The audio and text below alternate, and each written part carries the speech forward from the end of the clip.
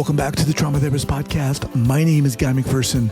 My mission is to help trauma therapists be their incredible selves, to be human, to be real, not just a clinician. I'm a big believer in who we are is more important than what we know. And this requires cultivating authenticity, genuineness, and vulnerability, and that requires intention. You can learn more about my courses and workshops by going to thetraumatherapistproject.com. That's thetraumatherapistproject.com. Let's get started. Okay, here we go.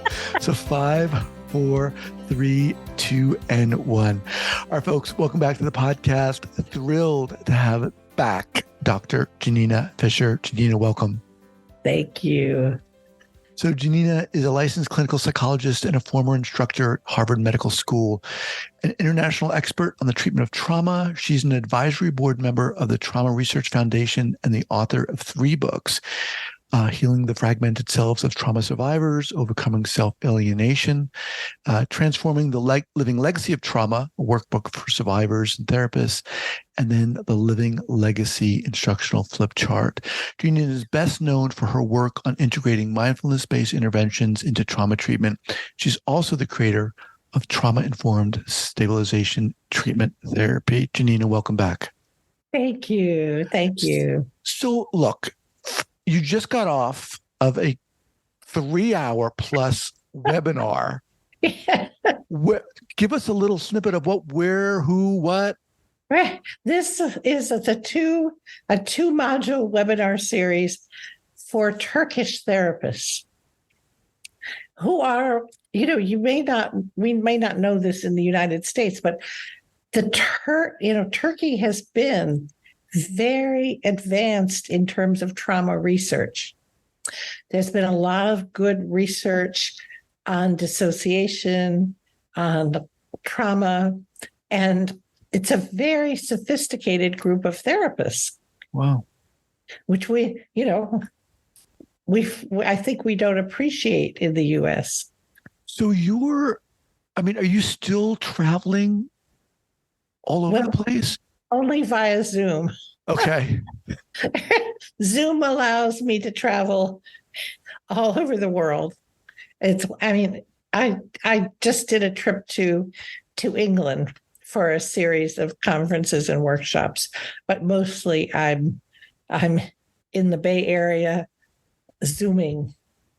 So just to give people some context, I first met you when you were teaching the sensory-motor psychotherapy training. I did levels 1 and 2, and then I was fortunate enough to be in a small supervisory group with you. But as I've said before to you, I was just always immediately struck by not only your incredible knowledge and ability to work with people, but Janina, your presence, your humor, your smile. Where does that come from? I sometimes wonder myself. I think it came from my father, who was a very, he was somebody who also loved to laugh, loved to smile, and loved to teach.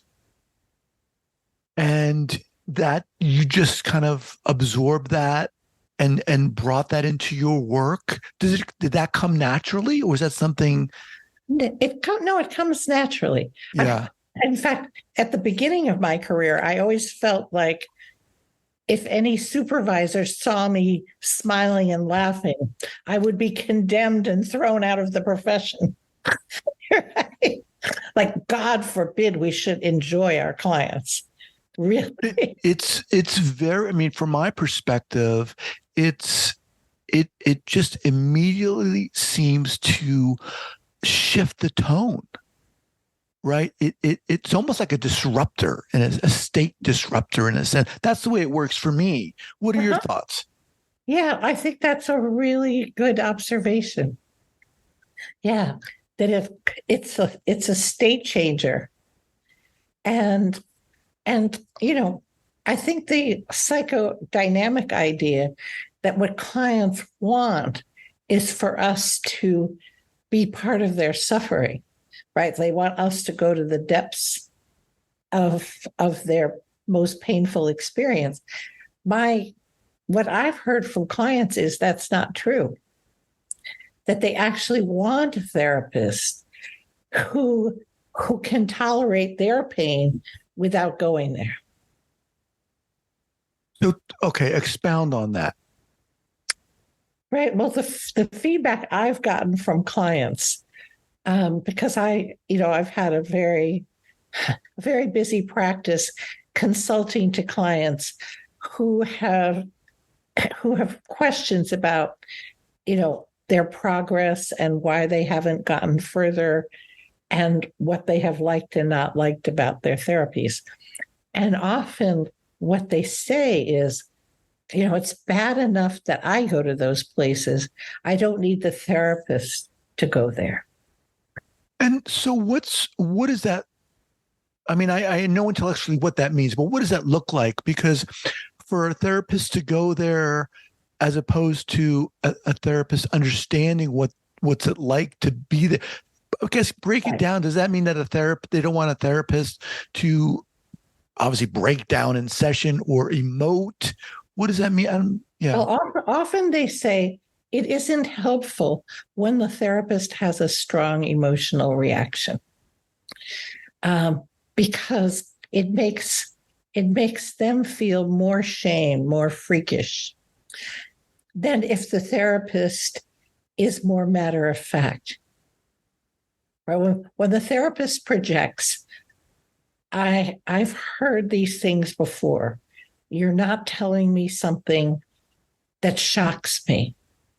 Sadly, I wish I could be shocked, but so I think the feedback I've gotten from clients is that, to use your language, state changing is what they want. Mm. And you're not talking about not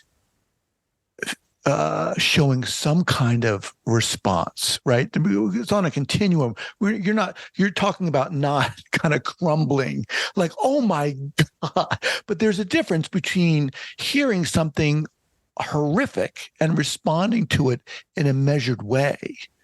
Right. Exactly. Yeah. Exactly.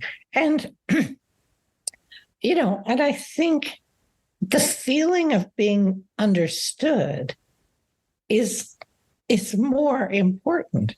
And I think often that induces state change. So if I say, of course you feel ashamed, of course you feel responsible, how could you feel any other way? And they feel understood. That helps to shift the state they're in. As you've experienced your career and continue to talk to people, talk to clients, talk to other therapists, what are your thoughts on the state of training in the United States and in the world? Where are we at? What is important? Well, I just had a conversation with Ruth Lanius about this just earlier in the week. And it's very sad because around the world, she's from Canada, around the world, training programs for therapists still do not cover trauma. I mean, it's hard to believe that you just said that. I know. It's shocking, but true. And it hasn't changed. I mean, I could say, well, in 1990 or the late 80s, early 90s, when I was getting my PhD, we didn't know as much about trauma, but we can't say that anymore. And we have lots of research showing that trauma overlaps with every diagnosis in DSM. So there's no excuse other than trauma is still a topic that many people feel uncomfortable with. Mm-hmm. And I think it does disrupt the kind of mental disease model to talk about depression not as a disease, but as a condition that can be related to trauma. Right. And many conditions can. Now, when you say it disrupts that model, what do you mean by that? Meaning, if we assume, excuse me, I'm losing my voice after talking for 3 hours. If we assume that depression is a biological disorder and therefore best treated by medication and CBT, that's a very simple model. The only problem, the only slight problem, is that there's a very high proportion of depressed individuals who don't get better based on that model. But it's a simple model. And the insurance companies who drive DSM and certainly, the psychopharmacology world prefer simpler. You can't make a medication for trauma because trauma includes so many symptoms of so many conditions. How has your way you've worked with people shifted over the years? Well, I think along with the whole trauma world, we've been experimenting. When I entered the trauma world in 1990, we didn't have any trauma treatments. The only treatment for trauma was the talking cure. Tell your story and all will be lifted from you. That obviously didn't work. So back in the early 90s, we would try out anything from any approach. And if it worked, we would call it trauma treatment. And that was kind of the, fly by the seat of your pants and try to discover it as you go along. Judy Herman said, psychoeducate the client. So we became very good at psychoeducation. And that seemed to help a lot of people. And then Bessel van der Kolk introduced the idea of using mindfulness. And that seemed to help a little bit. Mm.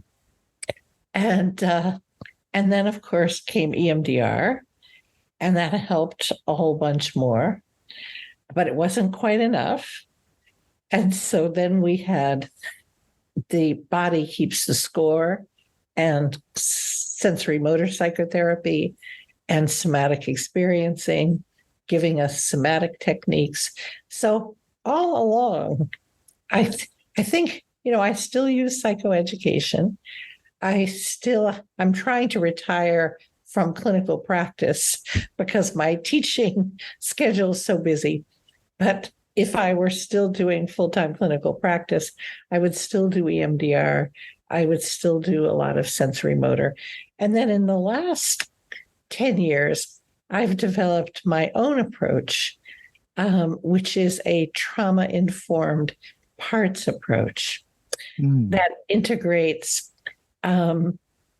techniques and ideas from internal family systems, from sensory motor psychotherapy, from hypnosis, from, everywhere and anywhere.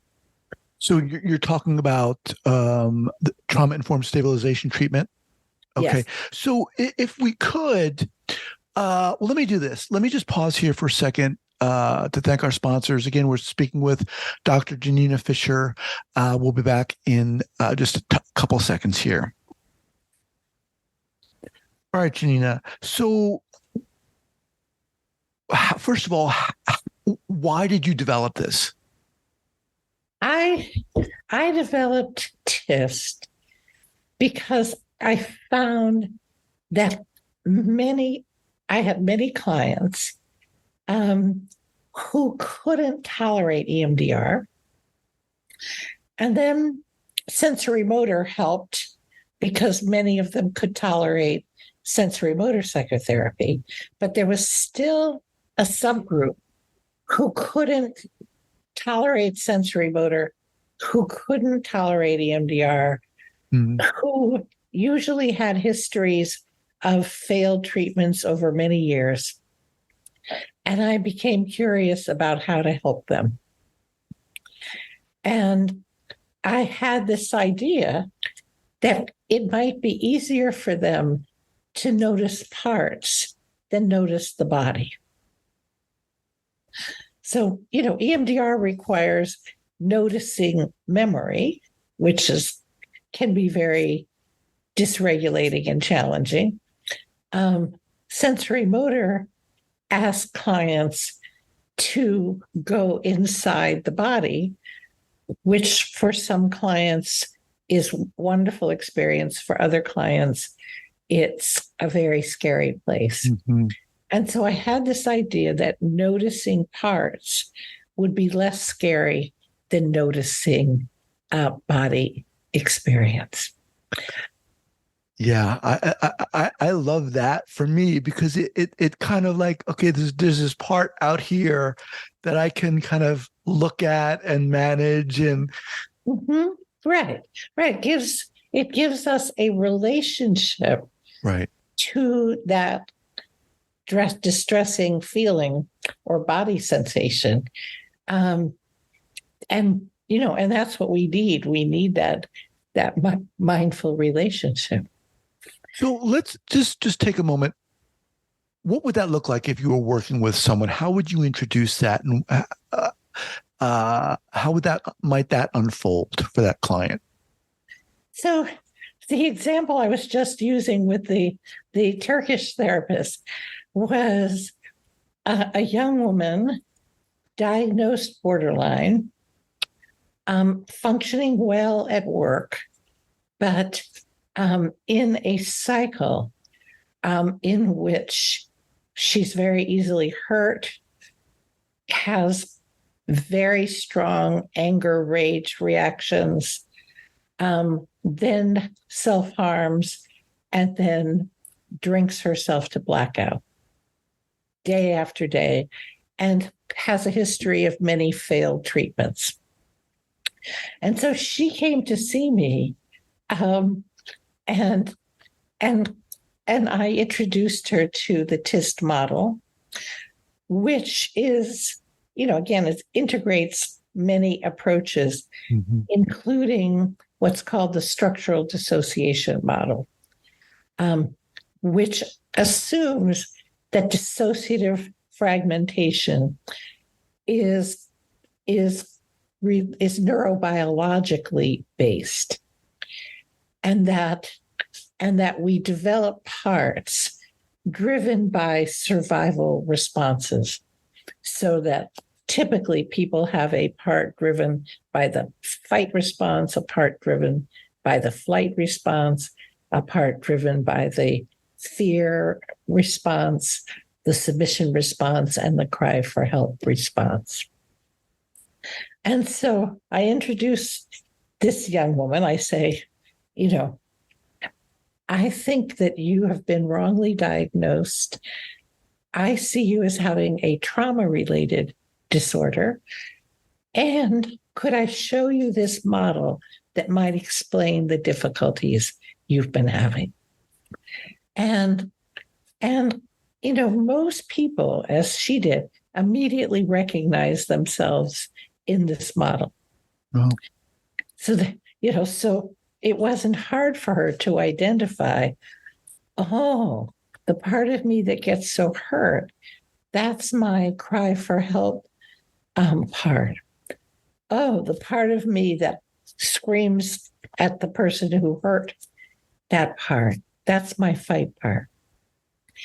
And then we could also, because the fight response is the only response associated with aggression, I assume that it's also involved in self-harm. So we were able to track this pattern where she would get angry, storm off, then her self-harming part would cause some type of self-harm, and then her flight part or her alcoholic part would basically sedate the attach and the fight parts, and she would drink herself to blackout because that stopped the cutting and it stopped the distress of the young part. And then she'd go back to work the next day. Somebody would hurt the feelings, Mm-hmm. And so for her, I mean, again, talk about state change. When we take this kind of crazy, intense, dysregulated pattern that's happening over and over again, not to mention the shame of her submit part about all of this, because there's a lot of shame when people are having these acting out patterns. She immediately felt relief, right? Oh, it's them, and I'm okay, and we can help them. So was the mere identification of these parts allowed her to say, I'm okay. There's other parts that need attention. Right. These parts are in deep trouble. And as a result, I've been in deep trouble. And that then means that the therapist, instead of being a trigger, which we often are with people who, borderline personality disorder is, in my mind, the result of traumatic attachment. So the sensitivity to being hurt, dismissed, unseen is so high. And so when we have a more I-thou relationship as therapist and client, it's very easy for the therapist to trigger this kind of pattern. But instead, and what was so remarkable for this young woman, instead, the relationship becomes collaborative. It's like she and I together are trying to see the parts, understand what they're reacting to, and be curious about what they need in order to settle a little bit. I mean, you obviously have this wealth of knowledge to draw upon. When people come up to you and say, Janina, how do I become a trauma therapist? Where do I start? What do you say? Is it necessary that, there's so many modalities out there, and is it necessary that, where do they start? Well, I would advise people to start with the assumption that no graduate program in the world is going to teach them about trauma. Unfortunately for us, we have to acquire our own postgraduate education in trauma, which is part of what you're trying to do with the podcast. And hopefully it encourages people to take trainings and to take trainings not just in a method, but in understanding trauma and understanding the neurobiology of trauma, understanding what actually is going on with traumatized clients. I think that makes a huge difference. As an EMDR consultant, I ran groups for EMDR therapists for 20 years, and 90% of their questions were about trauma treatment, not about technique. About trauma treatment, not about technique. Right, because EMDR is actually not a difficult technique to master. It's the challenges the traumatized people present, which, if you don't know about trauma, can be very mystifying. Give me an example. Well, very typically, the most common thing that therapists, I was going to say, complain about, is clients who can't feel.